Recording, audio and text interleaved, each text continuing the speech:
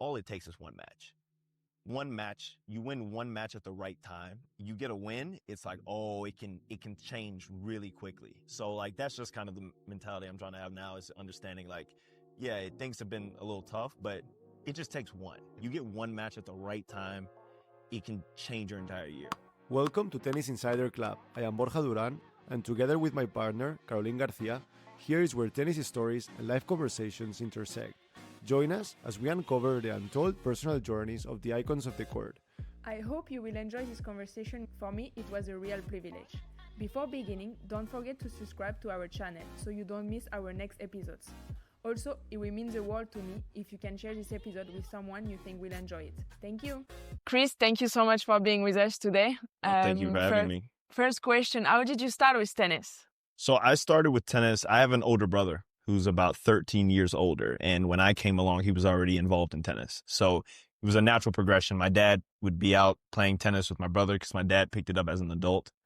And so he got my brother into it. My brother was at the time with 13. I came along and my dad was teaching my brother tennis. And it's just a natural thing. You have like a 1 or 2 year old, you bring him out to the course, you sit him in the stroller. I was pretty active as a kid. So I wanted to get out and run around. And when I started to run around enough where my dad said, I think he can swing a tennis racket, he put a racket in my hand, full size racket. Like I didn't have a small racket. So I was two hands on both sides from the very beginning, and just fell in love with the sport then. Was your dad like a tennis coach, or just more of a recreational player? He was a coach for me and my brother.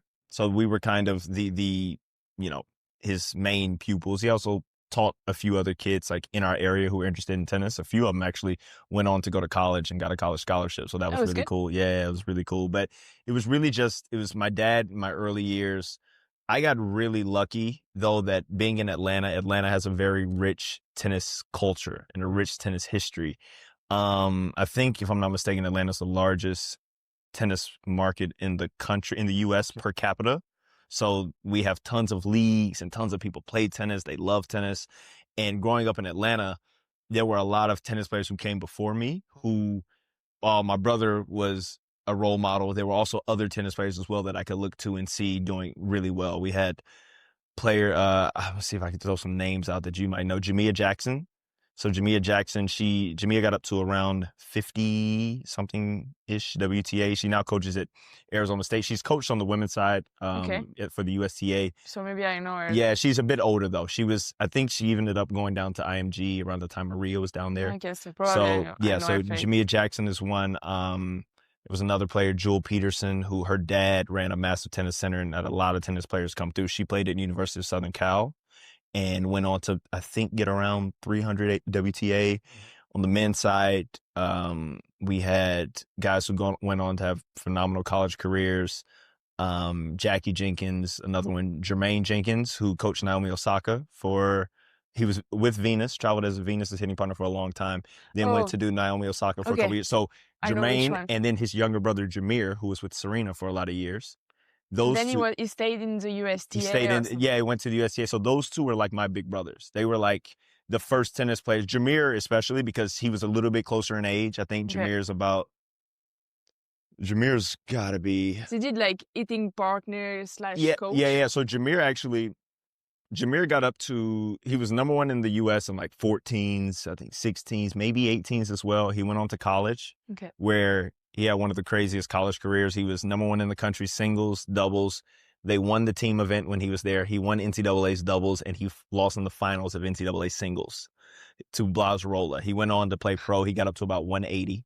Okay, so he was good. Yeah, he was good. That was a very good hitting partner. Yeah, exactly. Can you play just like 20%?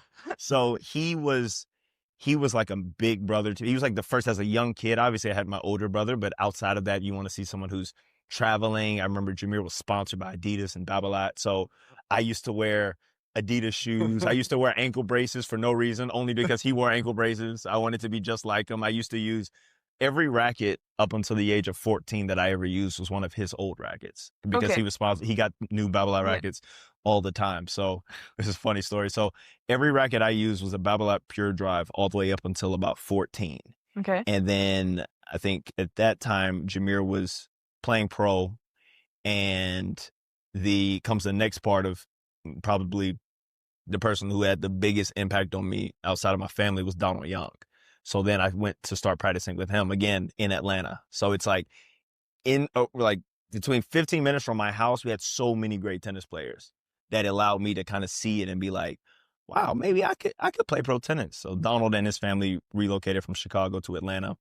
They took over the tennis center that was like 5 minutes from my house. Mm-hmm. And so when I got to be 15, I started practicing with him. Yeah. Every racket I used until college was one of his old head Prestiges or an old Dunlop. So all the way up until when I went into college, every racket I used, my freshman year was the first time that I had rackets for me. Like I was 18 years old. They were like, what racket do you want? I was like, oh, I can choose. I was like, but I've been using, I used the Dunlop, one of Donald's old Dunlops right before college. So I ended up choosing a hair Prestige my freshman year of college. It's a tough one to play. Want to watch tennis matches or shows that aren't available in your country? Or stay secure while traveling or texting on public Wi-Fi? That's where NordVPN comes in, the fastest VPN in the world.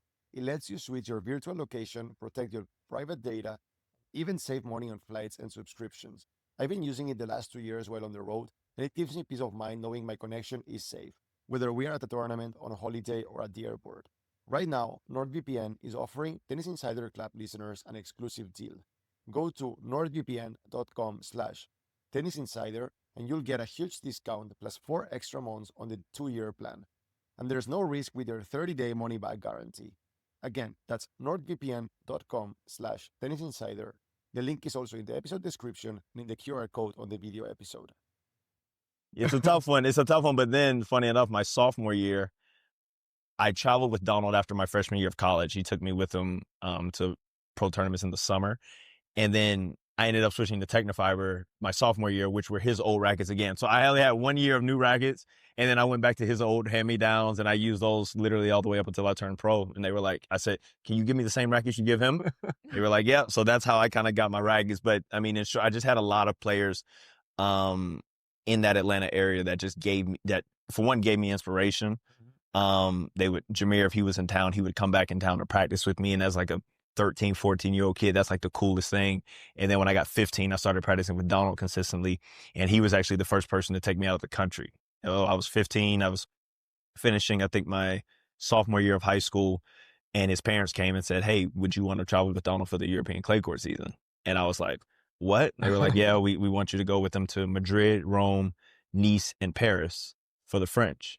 And so I'm like, I'm having to decide whether or not I want to stay and play my own junior tournaments or travel with a guy who at that time was top 40 in the world to all of these tournaments. It was a no-brainer. I sacrificed my whole summer to be able to go, and I got to see Madrid and see Rome and hit on the courts and honestly just learn how pro tennis kind of worked, so that when I did decide to go pro, for one, I knew a lot of the guys because they remembered me as the kid who was traveling with Donald. So that was kind of cool. For one, I already had relationships with Isner and Stevie and just from being around them. But also I knew how to book practices. I knew when to get rackets strung. I knew, just the little nuances of being on tour. I had already done it, but I just did it with someone else. So when I came out, I had a good understanding of it, and it helped me out immensely. Yeah, this is like a very unique experience. Yeah, super unique. If you go across like everyone else's, I'm sure, route to professional tennis, I might be one of the strangest ones you're gonna find. Even so, I can pretty much guarantee this. I don't think you'll find someone else who could say this. I've never qualified for a future. I never qualified for a challenger, and up until Roland Garros Qualies 2018, I had never played any tennis match at any level on clay.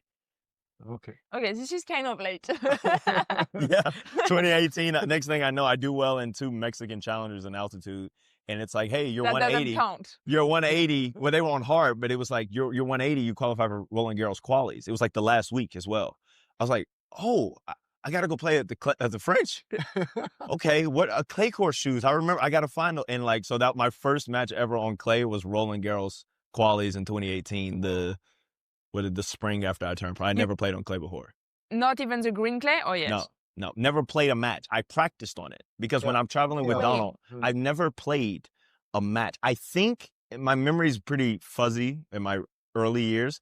I think I maybe played one green clay tournament at 12-ish, I think, but I'm not certain. Yeah, well, it doesn't count. Doesn't Yeah, count. it doesn't But it's count. crazy because there is so much green clay in US. I played on Atlanta. We had a lot of hard courts. And And I didn't really leave our region. I didn't go play like clay courts. I didn't go to Florida that Okay. often. I would practice on it again. Like, so I still didn't know how to slide, but I could practice on it. So I knew what to expect, but I never come to the net, coin toss, 5-minute warm. I've never done that on a clay court up until I'm playing Yannick Hanfmann, first round of Roland Garros qualies. That was tough. How was that experience?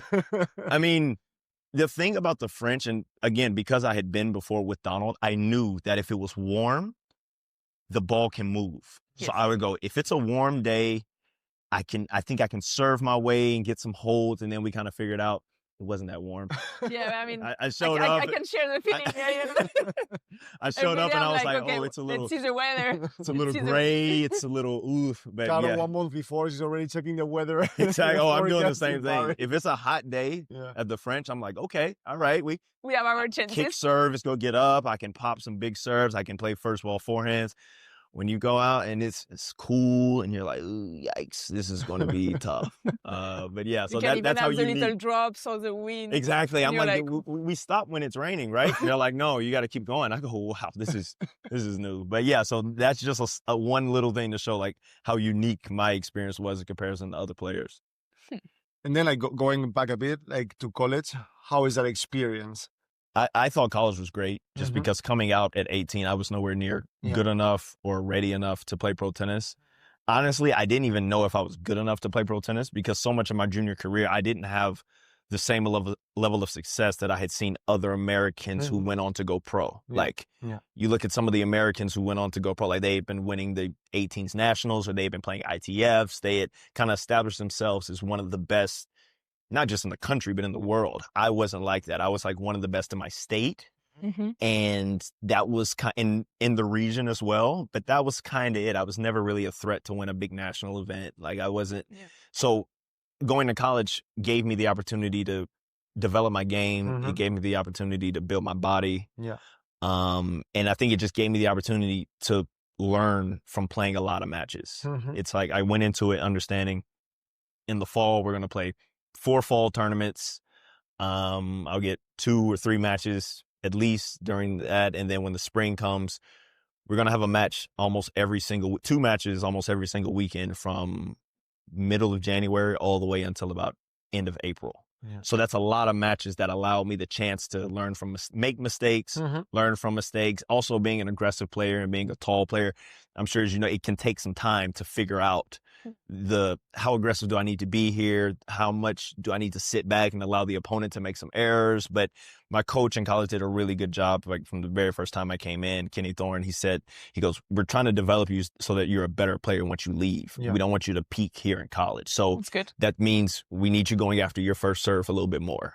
We need you being okay with coming into net, and I understand if you're not comfortable there right now, but the more you come in, the more comfortable you'll be. You'll know where to volley. So I think my freshman year, I ended up I went 7-11. So I won 7 matches, lost 11 at the number 1 position in college.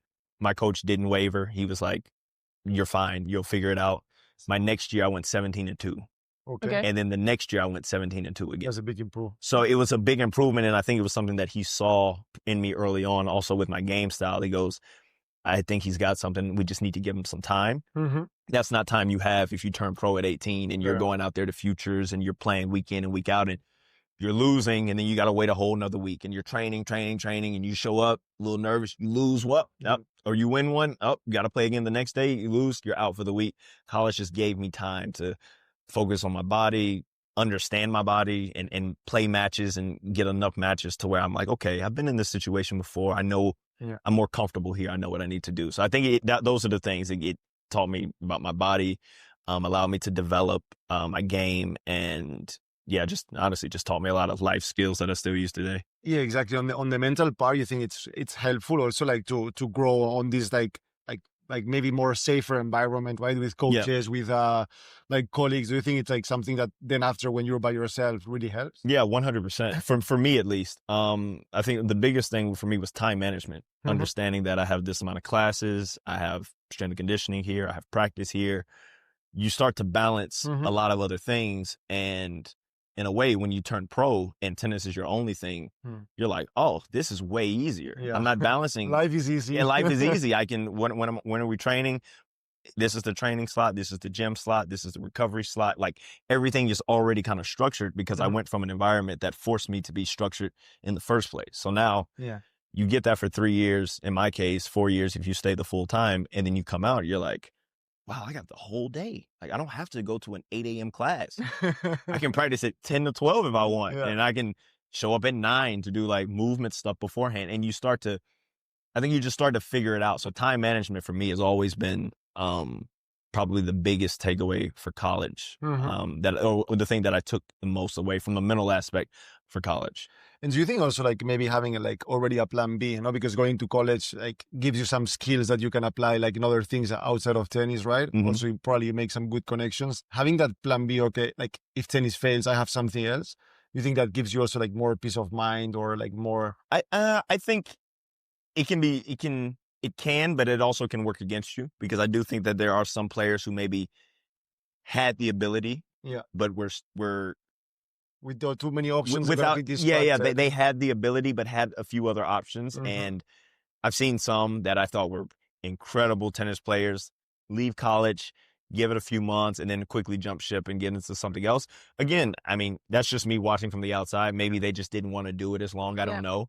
So I do think there's never a problem with having a plan B.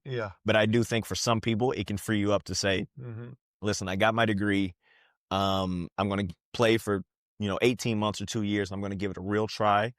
And if it doesn't work, I know I can get a job. And I know that I have something to fall back on. And I think for some people, they like that security. For some, they like to put their eggs in that basket. And that means that forces them to give, tennis everything they have. So I've seen cases in both times where some people maybe walk away a little early because they have a backup plan. And some people saying, I have no backup plan. I'm going to make it work. And it works. There are also times where it doesn't work for those people as well. Or for people who have that same mindset of, I'm just going to be a pro tennis player. But if you're going to do it, you got to do a lot of the work that goes into it as well. And so, I've seen both ways work and not work. So it's tough to say. Yeah, it's just sometime between 18 and 21 or 22, you're most of the time a very different person, like maturity-wise and what you experience. So that can be a good difference when you're 18 and you just try to go out there on the pro level and managing everything.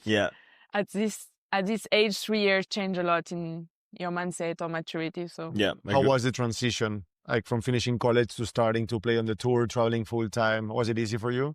Yeah, I thought so. But again, it's because I've always prided myself on being good with time management. And I had done it before. I had traveled with Donald. And even I traveled with him 15 to 16. I turned 16 in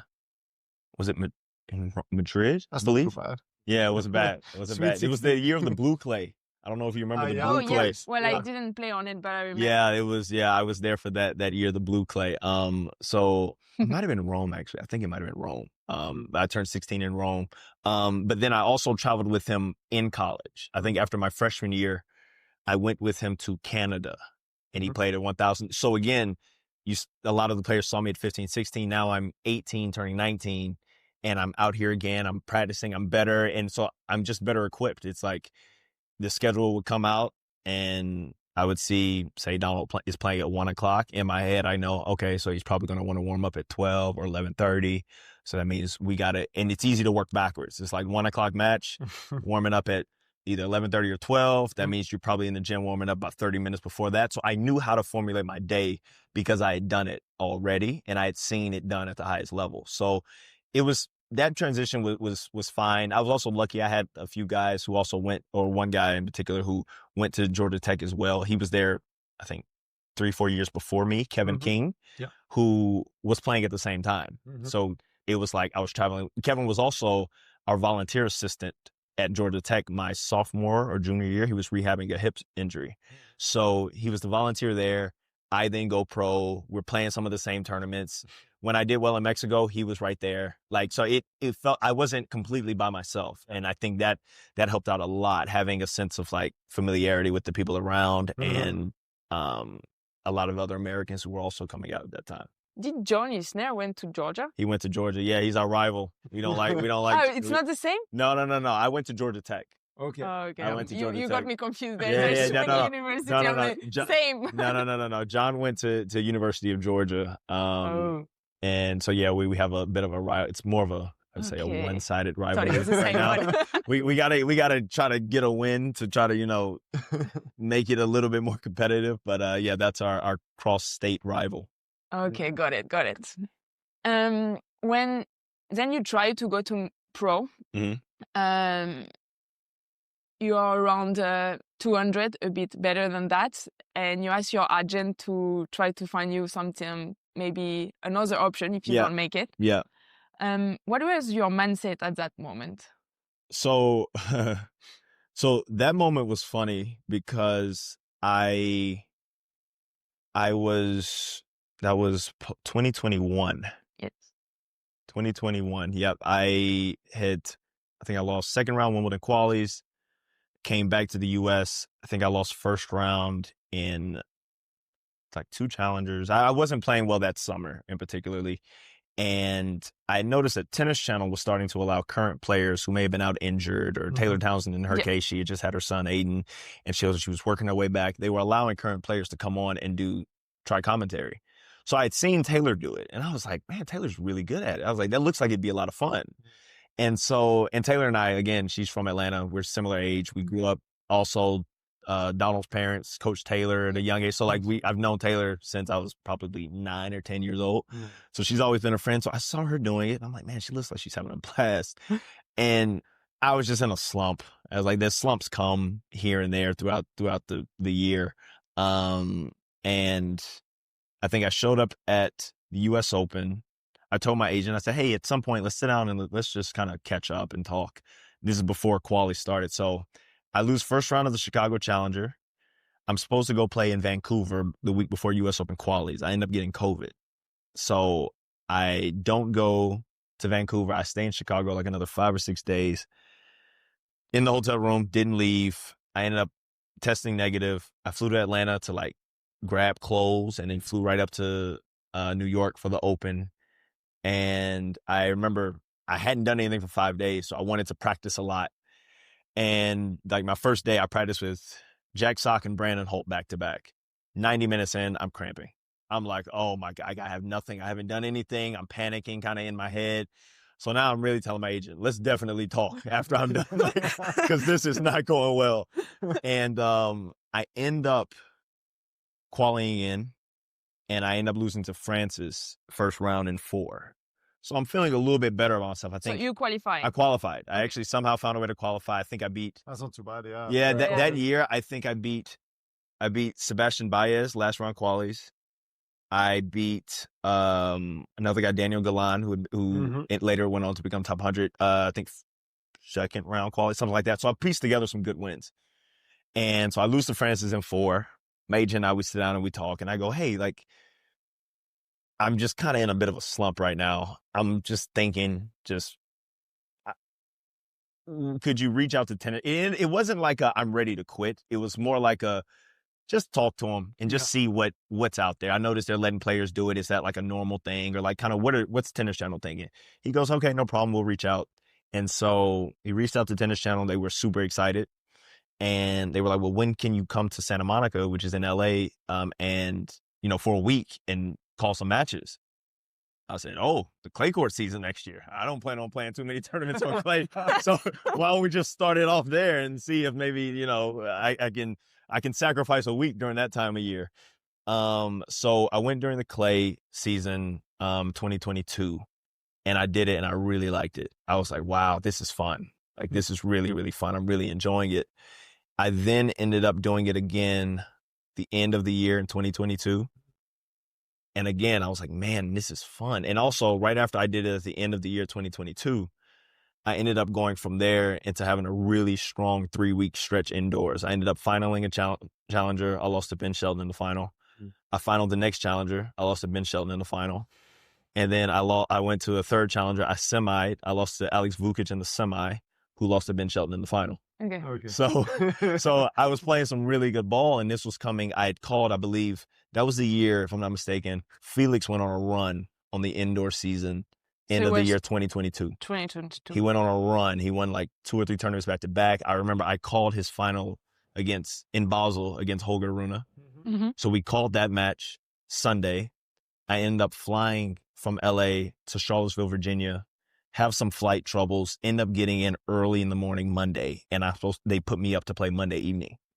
So I'm like, well, okay, all right, geez, guys, help me out a little bit. Like, so I end up going on, and just from watching all the players, but Felix in particular during that time, I just kind of picked up on some things, and I was like, man, like he's playing ultra aggressive, but he's not missing a lot of balls wide. He's going after serve first ball, but his errors are long. They're not wide. So I go into my first round match, and I go, I'm just going to try to not miss wide. Like I like playing aggressive. I don't like feeling restricted when I'm taking cuts.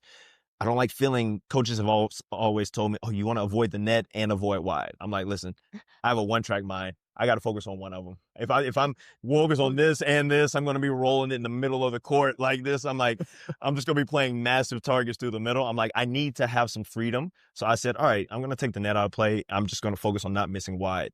And I ended up playing some really, really good ball. And so once I saw the success that kind of came from it, I was like, I want to keep doing this commentating thing. And so it's just kind of gone on from there. Did it teach you anything like tennis wise, or like having this like hobby or side project maybe gives you also peace of mind to go to tournaments in a different mindset or?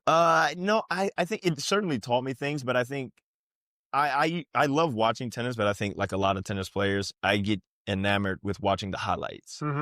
Yeah. But when you're watching a match beginning to end, first point to last, and then you're having to talk through it and explain it, you're saying the right stuff. And then you're like, well, why am I not doing the right stuff? Like when I'm playing, I don't do the same. I don't want You get so clouded when you're on the court. But when you're watching it off, you see certain patterns. You see things like players will save break point off one serve. It'll be T, save break point, and then they get a game point, and then they like to go the other way, like to go wide or something like that. You start to notice trends, and you're like, well, why do they do that? I wonder. Because when you're watching it from the outside, it seems pretty clear. And I think after just watching it and having to talk through enough matches, you start to figure things out, and you start to see also common traits amongst the players who win the matches 7-5 in the third consistently, and then the players who fall just short, who lose a 7-6 in the third or lose a tough 6-4 in the third. You're like, oh man, like this player's won 3 3-setters this week, and 5 tiebreakers, and they've had a higher first serve percentage than their opponent in each of the tiebreakers. You start to piece things together, because like, I mean, as you know, like we do this in the locker room anyway. So I don't know how it is on the women's side, but on the men's side, like we'll gather around the TVs and watch matches that are going on, and we're like, oh, he's for sure going wide here. He's going 100%, and we're all arguing and debating, and then someone goes wide. Oh, I knew he was going wide. Of course he goes wide. Or someone gets a short forehand middle of the court. Someone will yell inside in, because this person likes to go inside in, or certain players will only hit a backhand pass cross. Like everything that I'm saying on air is stuff that we do in the locker room. It's nothing that special. But when you're watching a point here and there, and then you leave to go practice, and you come back and you're like, oh, watch it. Oh, why didn't you do that? It's like, well, you missed the whole hour and a half in between. And I think watching matches first ball to last and having to explain it, I think you just subconsciously start to kind of piece things together, even about your own game. And for me, that's what I noticed the most. Yeah, it's true that after, when you just watch some matches on the side, most of the time you don't take a match from the first to the beginning, from 100%. The beginning to the end. You're like, okay, 3-all, 4-3. Okay, now I'm going to turn it on. Let's turn it on. You check the scores, and you're like, oh, 4-all in the third, and then you watch it. You want to sound like an expert. You're like, why on earth are they serving to Carol's forehand on a second serve? Like, it makes no sense. It's like, well, you didn't see, like, maybe the game before there was some error, so they're trying to get it again. And then that's when the chess match starts, when you can see the full picture, and not just like, I saw the first 4 games here, left for lunch, came back. Oh, I saw the tiebreaker. Bum, lost the tiebreaker, doubled on set point. Like, what an idiot. But like, you see the full picture. I think you have a greater appreciation. Nice. And with your tennis, it helps you get more like, how do you say, not stress, more relaxed? Yeah, for a while. And then, It's always for a while. It's always for a while. Yeah, for a while. It definitely gave me like a bit of just of a release. I went out there and I wasn't thinking nearly as much. I was just kind of playing and going for the shots that felt right in the moment, and I allowed myself to kind of use instincts. I do think on the flip side, like you can also go too deep into it, which I've been very guilty of throughout my career, of like quick little tough stretches. I start to go really deep into it and almost like suppressing the instincts. Mm-hmm. Like I feel like a lot of aggressive minded players are very instinctual. Mm-hmm. And when the instincts start to get a little clouded because maybe I stayed up till 1 a.m. watching like a late night match, and I'm like now scrolling YouTube looking at more matches, it's like you get on court and you're like, whoa, what am I supposed to do for me? like that was great for them, but what am I supposed to do for me? So I think that, you know, there's always two sides to it. I think especially early in my career or when I started, it was really good to kind of dive all in and throw myself into these matches and have to talk through it. But then now it's like, because I enjoy it so much, I'm like doing more of it. And at times it doesn't work the best, I'll say, but it still is, obviously it's a passion, and it's something I'll probably always continue to do, is just making sure I can filter out like, oh, this is good for, like I told you, Stan Wawrinka. This is good for them. Like, this is good for Grigor. Like, I don't move like Grigor. I can't try to like, just like knife guys and hit forehands outside the alley and hit another forehand over there. Like, I don't move like them. So, but I think that's what can happen when you go too far into it. Yeah, everyone has his own specific and his own strength and everything. Yeah, exactly. You cannot take the skills of everyone. Yeah, you think you can. You try, you watch, and you study. You're like, that's what they're doing. I'm tired of watching Garros matches, and I'm still not being able to replicate any of it. So maybe I should go back to watching more amateur level type of tennis. You got well my return position though. Yeah, right, exactly. Yeah. What's the return position change? Like 3 meters inside the court. Yeah, that's where she likes to stand. I guarantee you, those girls look at that, they're like, oh God, second serve. And so in 2023, you went for your best season on tour. Yeah. With some great result on grass. How was those deep run, and like first you got a great result in Miami and then on grass. How was it for you to have those good success? So the Miami freed me up a lot, because since turning pro at the end of year 2017, I just been really striving to get top 100. That was like I was like, man, I'd love to get top 100. I'd love to get be like, oh, main draw slam, like just top 100. It's something that's super important to a lot of players, being able to, you know, get that, cross over that threshold. And so I ended Miami at 85. And so I started at 120, I ended at 85. So from Miami, I played some of my most free tennis after Miami that I played probably ever in my career, because I also wasn't just top 100. I had a cushion. Yeah. If I was 97, I may have been a little bit tight, because it's like I'm one bad week away, or someone else behind me two guys behind me have great weeks, and now I'm at 99, and now it's like I was 85. So I felt like I was like, oh, I'm good. And then I went to Korea. I played 3 weeks on hard court there still, and I ended up being 75. So from that point at 75, I'm like, oh, let's just let it rip. Let's just swing. Let's see what goes in. And I showed up in Mallorca. I believe I qualied into Halle, qualied into Stuttgart, qualied into Halle, and Halle lost to Hurkacz in 3, which gave me a lot of confidence, because Hubi was the defending champion there, and he's obviously been phenomenal on grass. And then I went to Mallorca, and things just clicked. Like, the conditions in Mallorca also, they were very similar to Miami. It was very hot, very humid. Yeah. The grass at times may not have been the most true. Women's used to have a tournament there, and then they switched it to ATP. Okay. And it's through the grass. Every time, like when it was on calendar, I was like, this is the one I'm playing. Yeah. It bounced a bit higher. Yeah, it did. It's not the normal grass. It wasn't the normal low bouncing shooting through. They changed it the next year. Last year I went, and it was totally different. I was pissed. I was like, you guys change it? Like, why? But no, it was jumpy. It was super kick serves jumped for me.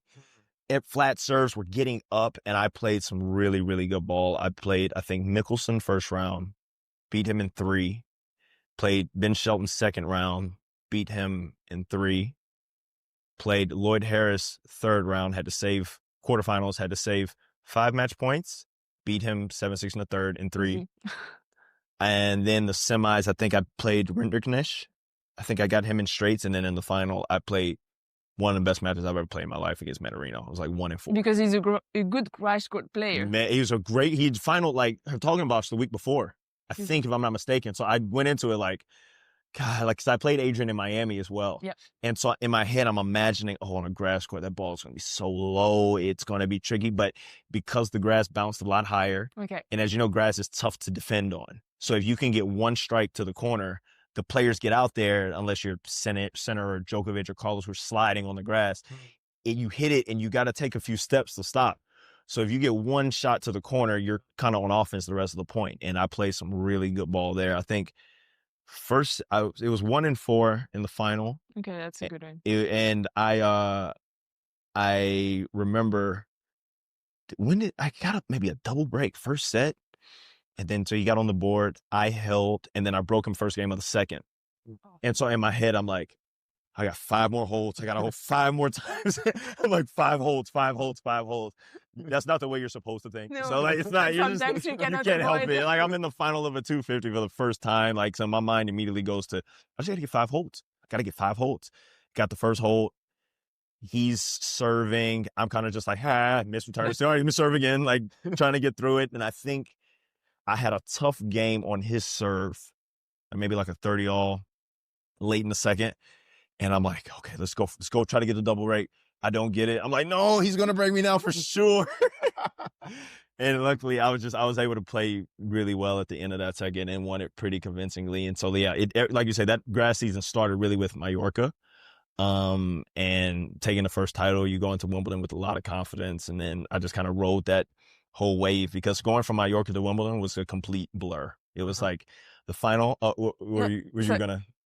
The first match in Wimbledon, Thiago with the Montero. condition. Thiago Montero. Very different than Mallorca. It was also, we played in the evening, Okay. because so I played the final in Mallorca on Saturday. Yep, Saturday. Flew in Sunday. We flew out that night. We flew out late that night, and then Sunday came, slept in till like 11 or 12. That was also the first time I had serious press obligations at a Grand Slam. So my agent tells me, he's like, hey, you got to talk to this network. I'm like, since when? He was like, you just won a title. Like, they want to talk to you. I was like, oh, that's pretty cool. So we set our practice middle of the day so I could sleep in. And I think I maybe played the first day, maybe Monday. I think It's always that way. So it was anyway. like, yeah, it's like I played well. And I'm like, but the thing is, it was in such a blur. I was like, okay, that's fine. I got to play Monday. And I played Thiago Montero. Lost the first, and then came back and won the next 3. So this is, again, my 3rd Grand Slam main draw match win. I won around 2023 U.S. Open. I won around 2023 Aussie Open. But each of those felt like I won around at a slam. This one I won first round Wimbledon. I was like, okay, all right, what's next? Let's go. And so it was very much I've heard people say it all the time, and it sounds super cliche. It was literally next match. It was one match at a time. Mm-hmm. It was literally, I knew I played Thiago Montero, and then after him, I knew Cam Norrie was around. I didn't know if he was above or below, but I knew Norrie was around. He was the number 1 Brit. I believe he's semifinal Wimbledon the year before. So I knew that. After that, I didn't know who was coming next. So I played Montero, played well. I played Norrie, I played really well. Court 1 at Wimbledon, won that in 4, I think. And after that, I was like, okay, came off the court. Everyone was like, great job, you're playing well. I was like, yeah, so who's next? It was literally like, okay, who do I have to play now? And it was Chris O'Connell. I played really well there, won that in straights. And then and then again, walked off the court. Yep, so how does it work now? Who's now? They're like, you play Tsitsipas. I was like, oh, okay, this could be a big court. This could be nice. And somehow I was able to get out of that one. And then playing Daniil in the quarters. Now I didn't even know. It was funny. I didn't know at what round did I reach, like round of 16. I just knew, I didn't think about it. It was just like, okay, now I'm in the 2nd round. Now I'm in the 3rd round. Oh, I'm in the 4th round. I'm in the 5th round. They're like, you're in the quarters. I was like, oh, we've hit that stage now. Okay, that sounds cool. Nice. After fourth round against Tsitsipas, I think it was in the locker room. I realized I was like, oh, that's quarterfinal. That's quarters of a slam. That's Elite Eight. That's Final Eight at Wimbledon. Like, that's cool. And then a lot of media questions came afterwards, and it was just a really cool moment to be able to experience that. Nice. And that mindset of one match at a time was a new mindset for you, or it was something applied? It wasn't really something that I had been working on. It just kind of happened that way. I went from playing 5 matches straight to then, now I'm in Wimbledon, I'm playing the first round. I didn't have time. I didn't really care to look at the draw. I didn't care to see I was in Mallorca and I watched the draw get made. That's how I knew Nori was somewhere around, because I'm sitting there. For some reason I was back at the hotel and I got the YouTube alert that Wimbledon Live is doing the draw ceremony. I was like, oh, let's watch it. So it came up, like my name, Thiago Montero, and then I knew Nori was somewhere, and I was like, oh, okay, cool. And I literally turned it off. Yeah, I didn't think I wanted to see where my name came up, and I turned it off. So yeah, it wasn't something that I was trying to do, focus on being one match at a time. It just kind of happened that way because everything from Mallorca to Wimbledon was so quick. It was just like I didn't have time to be like, oh, I'm in the semi. It was like, okay, who do I have now? Okay, great, let's go, let's play. And so yeah, it just kind of happened. Did you keep it after? I tried. He started to change. She said, I wish I had. I was able to do it okay, like for a little bit after. I went to Atlanta after Wimbledon and I quartered there, won a couple good matches. Went to DC. I think I had a bye, won a round. I was still winning matches pretty consistently after that. I think I went to Shanghai, won a round. But when the losses start to pile up, that's when it gets really tough to be like one match and that's it. When you're winning, it's autopilot. It's like, oh, I won. All right, now what's going on now? Who's the next one? Let's go. You're losing. You got a lot of time to think. And I think that's when you start to look ahead and you kind of get a little sidetracked. Did you struggle also a bit maybe with expectations? Because as you said, maybe after Mallorca, like, America is a very competitive country, so there's a lot of good players. But after Mallorca, you start to have a bit like the spotlight, especially also after Wimbledon. Does it have a toll on you? Or? Yeah, I never really still looked at outside expectations because for me, I wasn't supposed to be at that situation in the first place. Yeah. Like, for me to say like, oh yeah, I quartered Wimbledon, I won a title, like that wasn't even, I wanted to be top 100. You were top 30. I was like, that. My mindset was like, I was stressing to get to top 100. So everything that came after that was kind of like just great, but it wasn't like a level of expectation, an outside expectation.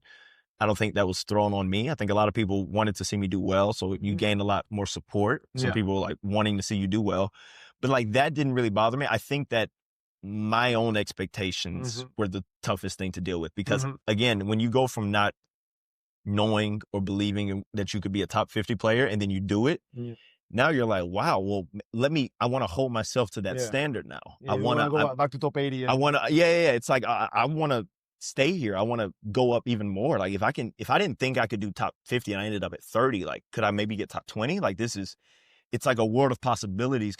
It kind of opens up. Yeah. But it can be obviously a little tough to deal with if you're not used to that. I wasn't used to holding myself to that high of a standard. So I went into a mode of trying to do everything right and making sure I was probably a lot more stressed. Like I told you, the part of the reason I played well in Mallorca was because I felt the weight off my shoulder getting to 75. It was like, all right, let's just have fun and swing. We're playing free, I'm playing free. And then I get to top 30, and obviously there's a bit of an adjustment as well as the level. Like the level of opponent in which I'm facing on a consistent basis now, a year ago would have been my career win. Yeah. Yes. It's like that would have been the biggest win of my career just less than 12 months before. Now it's like, oh no, you're supposed to beat a player 50 in the world, a guy 60 in the world. And it's like, whoa, like I just kind of got here. Like, let me figure things out. But it'd be nice to me. But I think in my own head started to internalize it more as like trying to hold myself to that standard of being like, let's do it. And when the losses start to come, it can be a little tough to have that same perspective or to have that carefree mentality that gave me a lot of success. And so I wouldn't say it was outside expectations. I think I was kind of trying to hold myself to a certain standard. I think I became a lot more professional afterwards. Okay. So that was a great thing. I think I started doing a far better job of taking care of my body. I wanted to make sure I dotted all my I's and crossed all my T's. and started working with like analytics companies. I wanted to do everything that I felt like maybe the other players were doing that I wasn't before. And I was like, well, if I got to whatever, top 30 without doing it, maybe I could get, and it just kind of, you can kind of get lost in searching for other things and trying to, did I do this exactly how I was supposed to? Did I get this many massages this week? Did I do needling? Did I do and you kind of can, at least in my case, drive myself a little crazy. Yeah. So yeah, I'll say it wasn't really outside expectation. I think I threw a lot of expectation on myself. Because I just wanted to see like how good can I actually be. I didn't think I could be here, so let's try to squeeze every ounce we can out.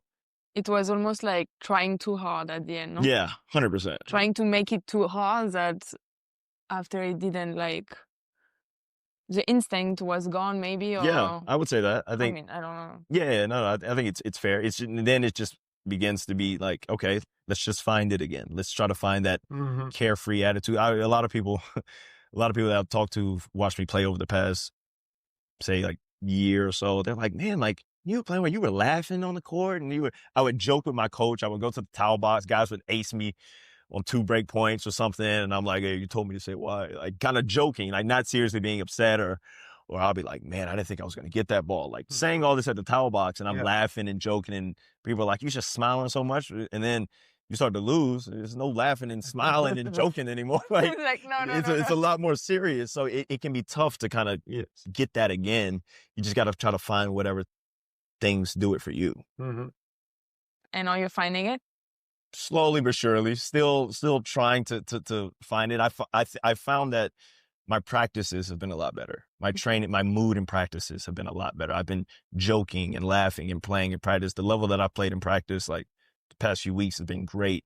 It's just about translating that into matches. And I know the more matches you played, the other thing that I will say, like I've learned about my game because of that 2023 run is all it takes is one match.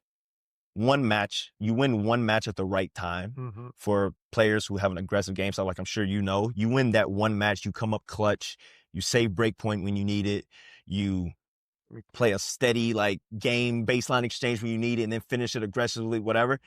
You get a win, it's like, oh, it can change really quickly. So like that's just kind of the mentality I'm trying to have now, is understanding like, yeah, things have been a little tough, but it just takes one. Yeah. You get one match at the right time, it can change your entire year. So yeah, that's a charm of tennis. It's a good approach. Yeah. Yeah, exactly. Yeah, it's what makes it tough. Not that you lose every week, but it's also true that 1 week can be career defining, and it can 100%. Change everything. 1 week can just completely change everything, and you're thinking about yourself in a totally different light. Are you able to like enjoy tennis, or you feel like with all this pressure of rankings, results, like it gets like too stressful? No, I still enjoy it. That's part of the reason I watch far too much tennis than I should. I still enjoy it. I enjoy the training. I enjoy like getting out there and like 2 hours on court, gym afterwards. Like I love the training. I love, the watching of matches. I think tennis players just naturally all have a bit of a love-hate relationship with tennis at times. This is a sport that most of us have been playing and devoted our lives to from the age of, in my case, 2, for a lot of people, 5, 6, 7 years old. So if you take that over however many years we've been playing, a lot of us 20 years, you're going to have some ebbs and flows and some love and hate. But I think as long as the love is always the main thing, the main driving force, I think you'll be fine. Nice. It's good. So now, like, which advice will you give to the younger self? The younger self, I think mentally, the main thing is just always make sure you have a love for the sport first. I've seen a lot of kids when I was growing up who were really good and maybe got pushed too hard, too young, that got burnt out and again, because it's a specialized sport, there are some times where kids will get 16, 17 and just lose the love. They're like, man, I've been doing this like a job since I was 7, since I was 8. Like, I don't want to be a normal person. So like, I think if making sure that the love of the sport is there, even when it becomes more of a job, for lack of a better word, I think that has to be the driving force behind it. That's probably the biggest thing mentally, I would say. I think physically it's making sure you're taking care of your body, It's probably the thing, emphasizing and putting more of a focus when you're young on flexibility and mobility. Because especially for me being tall, it's like I remember a time when I could like go into a full squat. That those days are gone. Like I can't like dropping down to a full squat. Like it's like I need to hold on to something because I get to a certain height, I start to fall back. It's like I remember when I could, as a young kid, like almost split. Like I remember those things, and it's like you look up, you're just tall, and now all of a sudden it's tough to touch your toes. And you're like, oh man, I probably should have maybe emphasized this a little bit more. The strength, building strength, I think that comes as you get older, and then you kind of, once I didn't have a strength and conditioning program until college.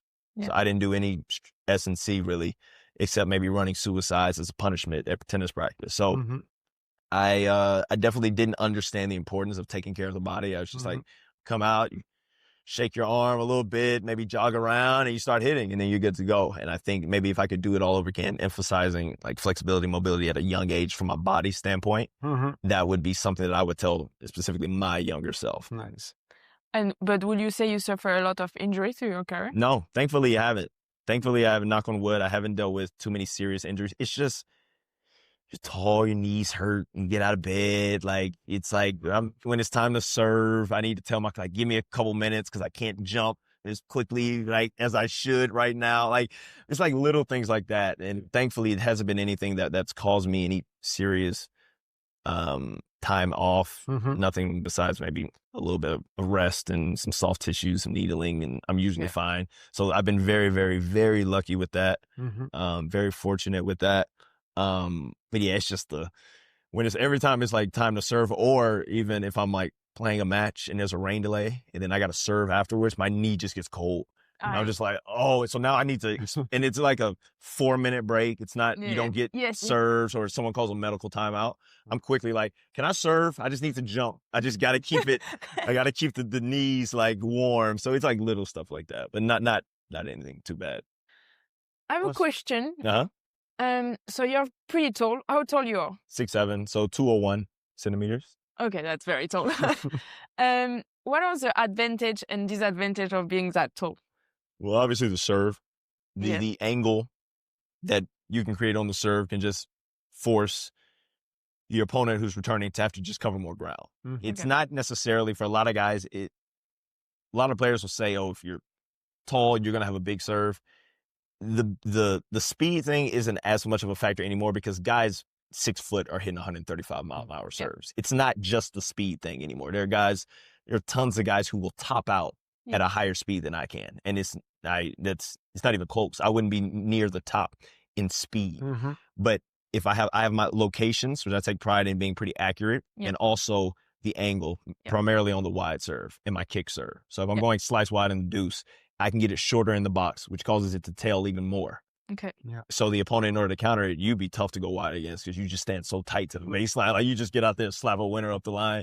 But like, so I have that, and also I can put the tee on the deuce side in a pretty good spot. So it just forces the return to have to cover more ground. If you're not as tall and you can't get that angle, you can't get it as short in the box, which now pushes the target a little bit further back, which now your opponent can reach a little bit more. And then on the ad side, it's the same thing, just opposite. My kick serve, I can get it shorter in the box. I can get it to jump right. Even my flat serve, I can get it shorter in the box and get it to go this way. And then I can still use my slice serve on the ad to swing you this way. So I find it to be way more beneficial because of the angles you can create, not just the speed. Because there are guys now who are 6 foot, 6'1", who are popping 135. It's like everybody on men's tennis is serving huge now. Other advantages, I would say, you just naturally produce a bit more power because you have longer levers. So you have a longer backswing. Typically, tall players don't have very linear backswings. They have typically long, because it's easier to produce power that way. You look at all the tall guys from Khachanov to Zverev to Medvedev, obviously super long backswing. It's like, we got these long arms. We got to move them somewhere. Like, we can't just keep it like right in here. So you naturally can produce a little bit more power easier because of that. You can stretch. If you move well, you can stretch and defend, get, 1 or 2 extra balls back. Yeah, you have more reach. Coming to net, obviously, more reach over the net. People say it's tougher to lob. I find that players are really good with a topspin lob to the point where it doesn't even matter how tall the person is. It's more so like, do they see it quick enough? Can they get the first step back in order to kind of jump it? Or if they're on top of the net and their feet and their body weight is leaning forward, you throw that thing up in no man's land, it's going to get over the top. Yeah, it's more time. Like I feel sometimes the lob is more like a timing thing. It's a timing thing, especially if you're playing a player who you know likes to close the net. Yeah. You know if they get first volley and they push you on the back foot, you can hold it for just a split second because you know they're going to close. You just throw it up over the backhand side and then just there's nothing. You can't get your feet set. At least, like, it's very tough, too. There's certain players who are good enough athletes, but I do think there's an element of seeing it. You don't go from on top of the net to, oh, now you're lobbing, let me go back. It's like, it doesn't work that way. Like, if you're on top of the net, you're like this. So I think just covering more court, you're able to touch and get to a few extra balls. You can, the angles on the serve and just being able to produce just naturally, I would say, more power just because you have longer levers, just naturally going to be able to generate a bit more pace. I would use those are pretty much it. It's not too bad for me. It's good. And disadvantage, one of the biggest one? It's just the movement. Like I don't think a lot of fans realize like how not normal it is to be Medvedev's height, Zverev's height, even Hachanov's height, Petchy Perikar's height, and move as well as they do. Okay. Like, it's not that normal. Like, you're seeing them, and I think you get accustomed to it because you're just like, oh, big guys, they move well. But, like, the ability of Daniil to contort his body, to change direction, to decelerate and stop out of the corner. Like, a lot of times with really good movers, especially tall players, they always say go back behind. Because when a tall player gets stretched outside of the court and they get their body weight going, it is tough to put on the brakes.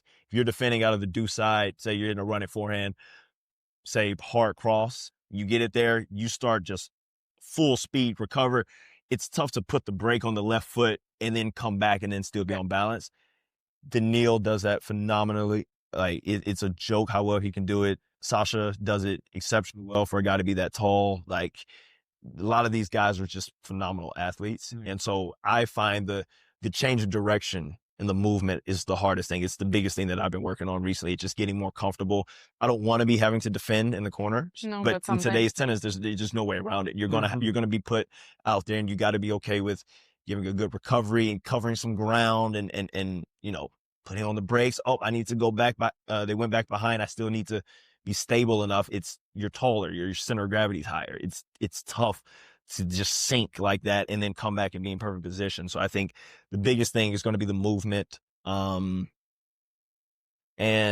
if I didn't have a one-hand backhand, I would probably say your backhand is a bit of a strength. It's just a one-hand backhand. Guys just throw it up there. You're tall. They just moonballing up to your backhand. And you're just like, what is it? Like, you're like catching it at the shoulder. You're like, this is tough. But I look at the tall guys with two hands. I'm like, oh, that's right in the zone. Like, you want that thing right there. You just lean into it. Yeah. So I'm pretty envious of that. Yeah, I would say the movement is the biggest thing. And I think in men's tennis, especially, even in women's tennis, like, the better players are the better movers. Like, movement is so important right now. So that's the biggest thing, is just the movement. Everything else is fine, but the movement is just such a big portion of it. Yeah. Especially tennis is a movement. The courts, if the courts are slower, now it's like, oh, it's just serve better, serve bigger. It's like, yeah, it's not that easy. Like, it's not just like, oh, let me just up the mile per hour by 5 and still stay as accurate with another really good athlete on the other side of the court. Like, so, but yeah, just the movement. Would you like to listen in the podcast? Who would I like to listen to in the podcast? Ooh, that's a good one. That is a good one. Who would I like to? You guys had one of my favorites in Darren Cahill. Yes. I was like, I saw Killer on it. I watched that immediately. So nice. He would have been my suggestion. Well, whenever he wants, we are happy to do a second take. Like, we have so much to learn from him. No, he's Darren's amazing. Yes. Oh, I got one. Andy Roddick. We're trying. Yeah, we're trying. I think Andy would be great. Andy's a great storyteller. Man. He's a very busy man, but he's a phenomenal storyteller. Okay, you gotta invite him now. Okay. I'll try to do my part. But no, Andy's great. And also I find it so fascinating to actually, can I redo that? I know someone else I'll say. Yeah. I don't know if you've had her on though. Who? Kim Kleisters. No, we didn't. You haven't had Kim on? No. Kim is unbelievable. So Kim actually plays a big part of my grass court season. I don't know if you knew that. So after the French Open, I went to Surbiton. I played there. I lost second round. And Kim and I had formed a bit of a friendship because of World Team Tennis, I think 2 years prior. Okay. So in World Team Tennis, she was on the team, I was on the team, and we used to spend countless nights. Like, she would be getting treatment, we'd be having dinner, and I would just like ask her questions about tennis. Okay. And so we just would talk for literally, sometimes the conversations went for 2 hours. Nice. She would go from treatment to dinner, and when we're still sitting there, other players are getting up, leaving. Like, all right, guys, I'm done. I'm going to sleep. And I'm just like, I was like, oh, Kim, you got to go to sleep. She's like, no, I'm good. Like, we would just talk. And it was so fun hearing like her mentality on certain things. Being a player who was at the top of the game, and mind you, I'm trying to establish myself as a player who's just trying to break through. And so just hearing her say things, just how her mentality was going into slams. Like, you know, I'm here to win slams. Like, I'm here, I'm expecting myself to, and I'm like, wow, the standard that she's holding herself to.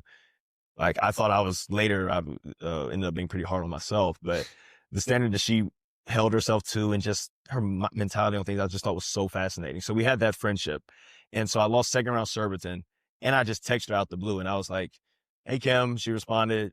She was like, how are you? I was like, grass sucks. Tennis sucks. I'm over it. I was like, grass is my exact words were, grass is the stupidest surface to play tennis on.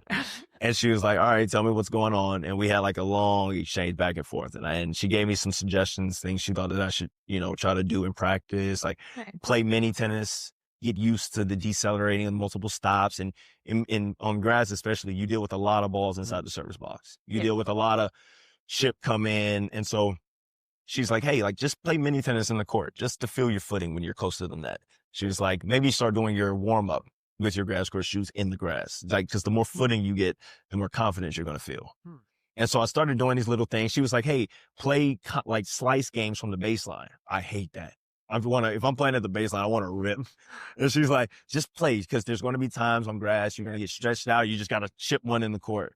So I started doing some of that stuff. And what was funny was, it was actually similar stuff to what my coach was telling me at the same time. I just didn't want to hear it. I was just like, he was like, hey, let's play a little mini tennis. I was like, that's stupid. I don't want to play mini tennis. Let's start like grinding from the ground, from the back. So, we started doing that. And then each week I just felt more and more comfortable on the grass. Nice. And then it culminated with Mallorca and then Wimbledon. And so every time I've seen her afterwards, I always give her a massive hug. And she's great, man. She's a phenomenal person, one of the greatest people I've ever met.